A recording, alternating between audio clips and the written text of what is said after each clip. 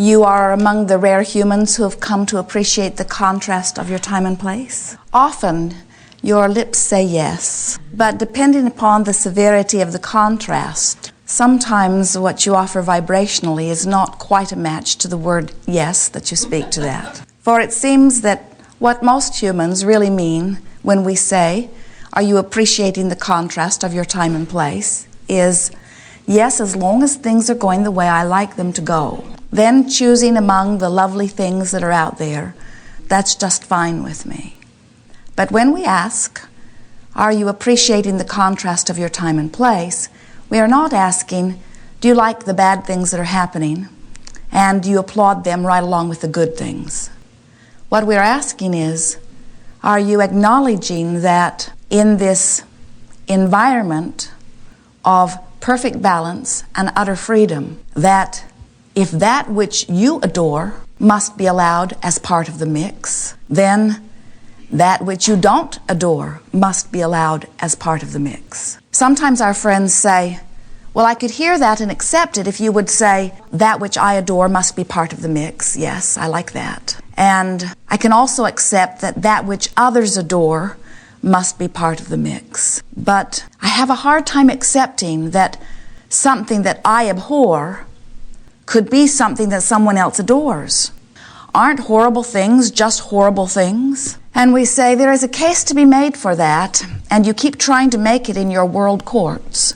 In other words, you keep wanting to sift through the content of your time-space reality. You want to find those things that most can, if not agree on, at least accept.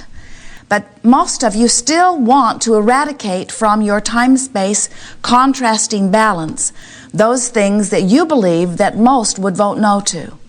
And that's the thing that we're wanting to remind you once again can never be, nor need it ever be, for your joyous, fulfilled experience. When you come to realize that this is a vibrational universe that is attraction-based, and that as you offer a vibration, you match up with vibrations that abound. And as you match up with the vibrations that abound, those matching vibrations manifest in your experience. And that this vibrational universe that is managed by law of attraction is so superbly managed that it is not necessary for anyone to attempt the impossible of controlling the content of the mix. It's like saying, I'm a chef in a well-stocked kitchen, and my palate prefers this limited variety. In fact, I pretty much only eat one or two things. So there is no need for anything else in the kitchen. So let's throw out all of the things that I would not put into my pie. And we understand the logic in that. You say, I don't need it, I don't want it, and I prefer if others around me don't eat it too. But what we're wanting you to realize is in the very throwing out of the ingredients, they come right back.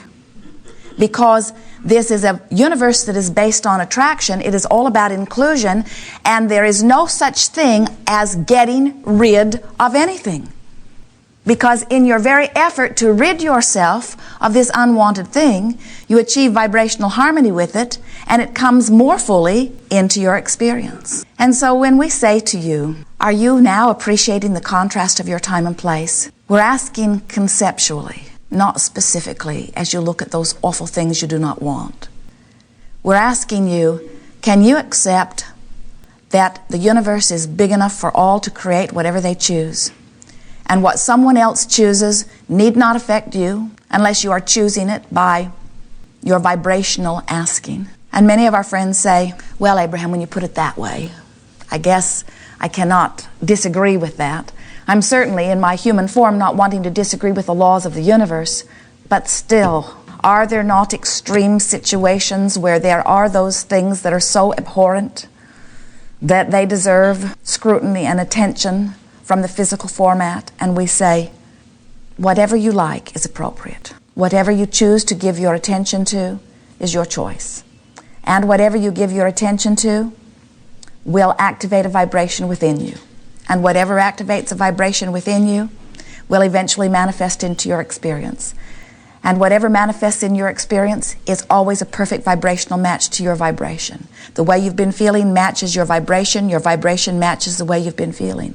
And everything is in perfect order when you understand the management of law of attraction. As we talk about the science of deliberate creation, we say to you that there are 3 parts in the equation. The first is asking, and that applies to every particle of consciousness, whether it is one of the cells in your body or whether it is you in your fully functioning conscious personality. So when you ask, source energy always answers. Step 1, step 2. You ask, source energy answers. It is the 3rd part of the equation that is most significant for you to understand. And it is really the part that we believe deliberate creating is really about for you. And that is, once you have asked, understanding that source energy always immediately answers, it is your work, in fact, really your only work, to then bring yourself into vibrational harmony with that which you have asked for. Now, when you come to understand that and you have the opportunity to practice it in your own life experience, what you begin to notice is that the content of that which surrounds you, the contrast of the soup that you are living within, automatically stirs within you your determined preferences. You just cannot be this evaluating, focused consciousness with your opinions and preferences and ideologies without acknowledging, hey, this is a good thing. Hey, this is a bad thing. I really don't want that. I really do want this. And it's happening on all levels of your being. So as you are moving around in your environment, desire is naturally emanating from you vibrationally, even if you never spoke a word. You are not asking with your tongue or words, you are asking with the vibration that emanates from you. You might even say you're asking from your preference. You're asking from that which you feel and know and desire. You're asking from your preferences. And so every subtle or bold, not so subtle, preference that emanates from you is immediately read and known by source energy and is instantaneously responded to by the energy that creates worlds, by the energy that certainly has the ability to line up circumstances and events in an orchestrational pattern beyond any physical human description for the fulfillment of any amazing thing that you have conjured or determined in your physical environment. And then the next thing that you must do is be a vibrational match to that which you are asking for. Some of you have heard us say, we've been saying it a lot lately, that you cannot get it wrong and that you will never get it done. And we want to point out to you that the reason that you cannot get it wrong is because you cannot get it done. Because as you stand in contrast and something happens which you abhor, out of that awareness is born within you, no matter what words are uttered from you. Whether you utter positive sounding words like, oh boy, wouldn't I really prefer something different from this? Or whether you utter outrageous words of anger and hate as you say, I will not stand for this, I cannot stand for this to happen. It does not matter how positive or negative your words sound, in that contrasting experience, you are giving birth to desire. And source energy hears every desire and answers it. So the big question is, what are you going to allow? When we talk about the science of deliberate creation, we've noticed that until you've come to accept that it is a vibrational universe, and until you come to accept that the universe is magnetic in the same way that your radio signals are, when you come to accept that what you think and feel is always a vibrational match to what you get, once you understand that basis of the universe, then everything else falls easily into place. For when you understand that nothing comes to you that you are not vibrationally inviting or allowing, then you are less needing to change conditions around you that you really have no control about in order to be in your happy place. It is a very confounding place for most humans to stand in a sea of contrast, much of which they disapprove of, in fact, much of which they greatly fear, and to recognize they have no control over it. And then they attempt, with their puny vote, or their puny bomb, or their puny influence of a physical action nature, to control the circumstances that surround, hoping that they can hack away, that they can chop off at the knees, that they can just obliterate in some small measure part of the scourge of the planet, so that maybe they can then just relax just a little bit for a little while in their belief that they have gotten rid of something unwanted, and now in the obliteration of the unwanted, they can live in a wanted space. We want so much for you to discover the joyous, delicious freedom in recognizing that you cannot control them, but that you do not have to. That you cannot control what others are choosing to do or experience, but you can control your vibrational participation with it.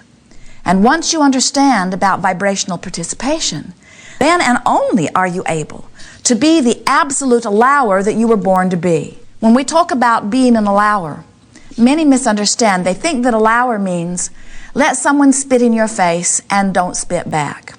Or let someone abuse someone that's important to you and just passively do nothing about it. Grin and bear it. Tolerate the injustice. And what we want to say to you is, in allowing, there is no tolerance, because in the moment of tolerance, there is usually anger or fear or rage, just absence of action about it. While in the art of allowing, it is true there is not the aggressive action, but there is also not the pushing against in the form of anger or fear either. What allowing truly is standing in my physical now and choosing a vibration that allows who I really am to be fully present within me in this moment. So when you are in the state of allowing, your source energy is flowing through you in a non-resisted way. When you are in the state of allowing, you are feeling love or appreciation. You are acknowledging well-being. You are knowing that all is well. You are looking for evidence of that. And you are reverberating your resounding affirmation of well-being in your moment of allowing. So in your moment of fear or in your moment of hate, even though there are circumstances where everyone would agree, including Abraham, that you are utterly justified in your temporarily disconnecting from who you really are, there is no value and nothing good has ever come from that feeling. Some say, well, I'm getting better and better at practicing the art of allowing. I'm discovering more and more that I can choose my own thought, take counsel from my own source energy. The world around me calls me Pollyanna. They say, you have your head in the sand. And you say, I'm getting pretty good at that. But what happens when everybody around me, most of which do not have a clue about the art of allowing, or about the science of deliberate creation, or about the law of attraction, what if they all get worried or frightened about something? Will that resounding, global, collective consciousness not have devastating effect upon all of us? And could I, as one allower, make any real difference? First, you as one allower can make a big difference, but the only difference that we're wanting you to make is in your own experience. We're not asking you to line up your energy so that you can save the world. The world does not need to be saved. The most significant thing that we're wanting to give to you here is that in a time of great upheaval, where there are billions of people focused simultaneously upon an event that brings forth within them strong determination about something, the most significant thing that we want you to hear is, can you feel the power of the asking that is coming forth from your global community? We've never seen greater asking in a focused period of time ever in your time-space reality. That's a tribute to your mass media, to your interconnectedness. In other words, you collectively sent out a big one. Now what happens is step 2 takes place. Source energy answers. Some of you have been listening to us for a while, and you're really getting it, that the more you ask, the more source energy flows, the more current there is for you to ride on. This is the energy that creates worlds that you are summoning through this powerfully focused desire. So, here you stand, in your powerfully focused experience, personally and collectively, summoning more source energy than ever before. This is good news.